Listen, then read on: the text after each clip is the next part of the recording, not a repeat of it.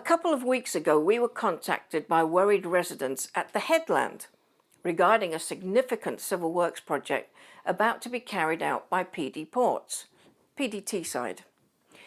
PDT have applied to widen and deepen the channel into Victoria Harbour to allow larger vessels to be accommodated.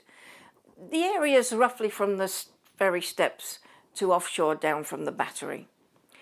The few residents that know about the project are worried about the effects the work may have on their property, as well as the noise the work will make. But they're telling us they're not getting their concerns addressed. The documentation supporting the proposal runs into over 500 pages, over several documents, and we're still trying to review it online. Unfortunately, the only way to review a hard copy of the proposal is to either visit the PD offices in Middlesbrough or the Marine Management Organisation in Newcastle.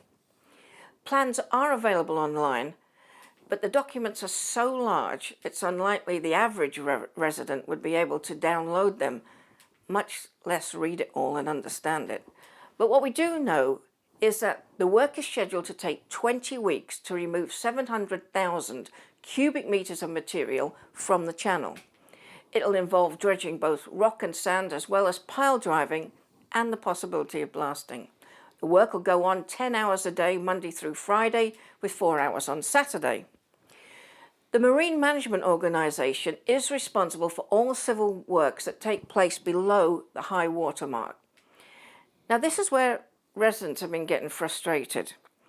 To get approval to proceed from the MMO, PDT side have to show that they have, one, published notification in the local press, and this was done on the 4th of February, and two, at the same time, place public notices in the areas the work might likely impact.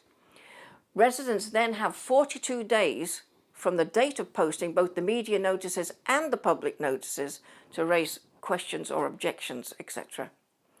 If PDT have complied with MMO requirements, the notice period would have ended on the 18th of March. However, residents claim that they've not seen locally posted notices during that period. An email response to a resident's inquiry from the Marine Management Organisation on the 12th of March confirmed that the MMO was still waiting for that photographic evidence of the public posting. Here's the email. We request of the applicant to place a notice at prominent location in the vicinity of the location of the proposed works with the photographic evidence to be submitted to us. This is what we believe classifies as an appropriate notice.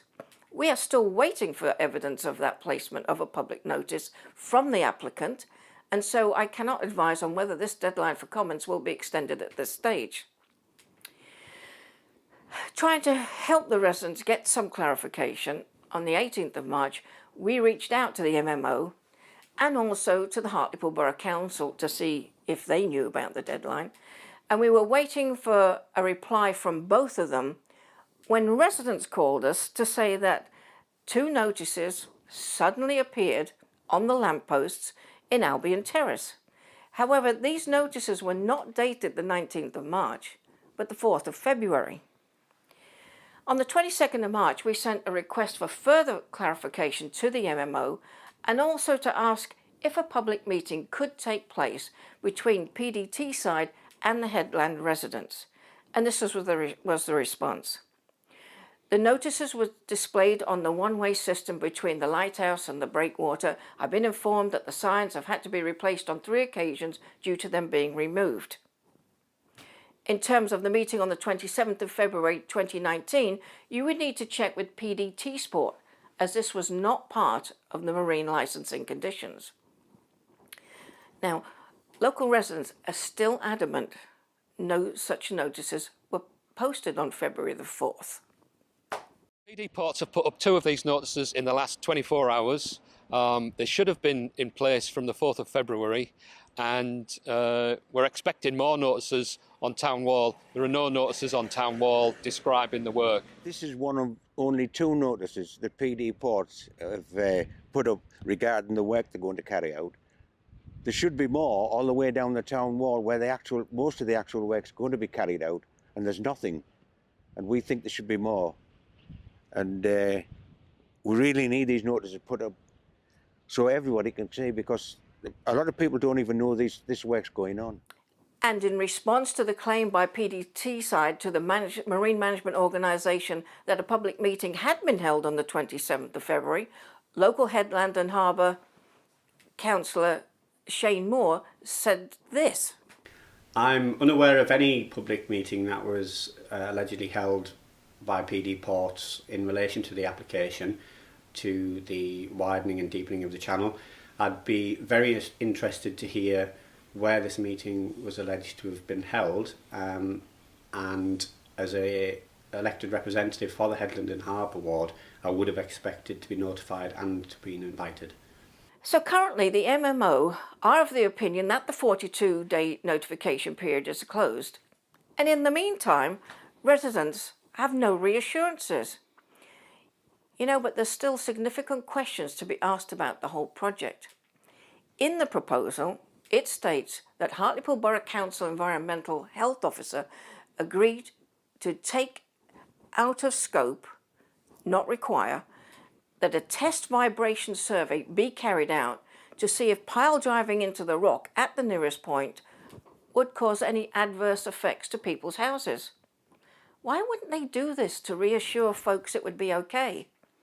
We tried to get this answer from Hartlepool Borough Council Environmental Department, but instead of a phone call back from them, instead we got a testy call from the Hartlepool Borough Council Media Department, who told us in no uncertain terms that we would have to go through the MMO.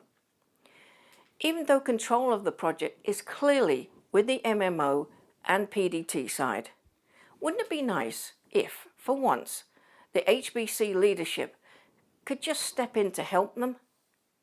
In the meantime, PDT side, why don't you return our calls to help resolve these issues, or better still, be a good neighbour and hold a public meeting? We'd be more than happy to arrange and promote it, and then at least these residents can feel a bit easier.